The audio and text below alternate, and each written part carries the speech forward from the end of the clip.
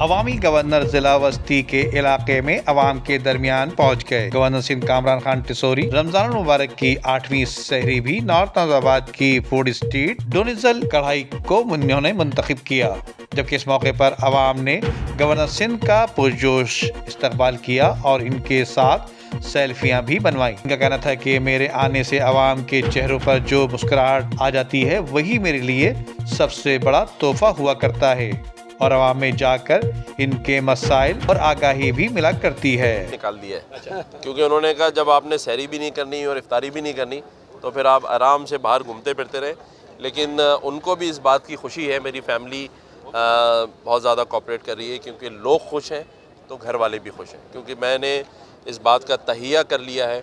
کہ لوگوں کے درمیان رہنا ہے۔ جب تک اللہ نے یہ مہلت دی ہوئی ہے، اس منصب پر اللہ نے بٹھایا ہوا ہے، اس دن تک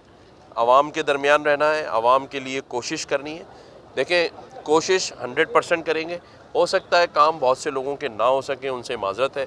میں نے آج بھی یہ کہا افطار کے ٹائم پر کہ سوشل میڈیا پہ جتنے بھی میرے اکاؤنٹس ہیں، ٹویٹر، فیس بک، انسٹاگرام، ٹک ٹاک، جہاں بھی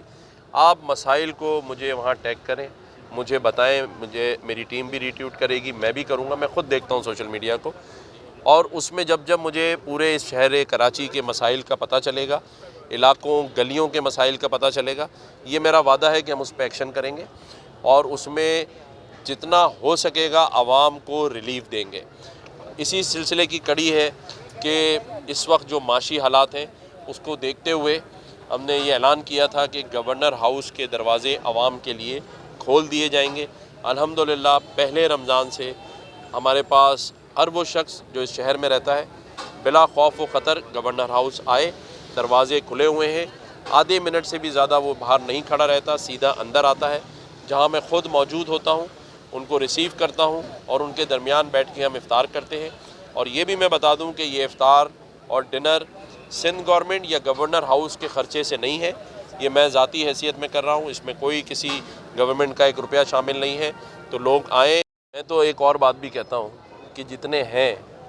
انہی کے لیے تو کچھ کر لیں پہلے، تو مزید بڑھانے کے بعد اور کیا کرنا ہے۔ لیکن یہ ضرور ہے کہ تمام ہی سیاسی جماعتوں کو سینسس پر اعتراضات ہیں۔ میری سینسس کمشنر سے بات ہوئی، میں نے ان کو گورنر ہاؤس بلایا تھا، انہوں نے یہ وعدہ کیا ہے کہ وہ احسن اقبال صاحب کے ساتھ بات کر کے اس مسئلے کو حل کریں گے، اور ہم یہی چاہتے ہیں کہ گنتی پوری ہو تاکہ جو حقوق ہیں، جس طرح آپ کا NFC ایوارڈ ہوتا ہے، اگر آپ لوگوں کو کم ہی گنیں گے تو پھر ان کے مسائل کیسے حل کریں گے۔ تو ایک بار پوری گنتی ہونی چاہیے، اور وہ ہو جائے گی تو انشاءاللہ اس شہر کی ترقی کے اندر کام۔ ندیم صدیقی، میٹرو 7 پاکستان۔ عمدہ میں پکائیں اور جی بھر کے کھائیں۔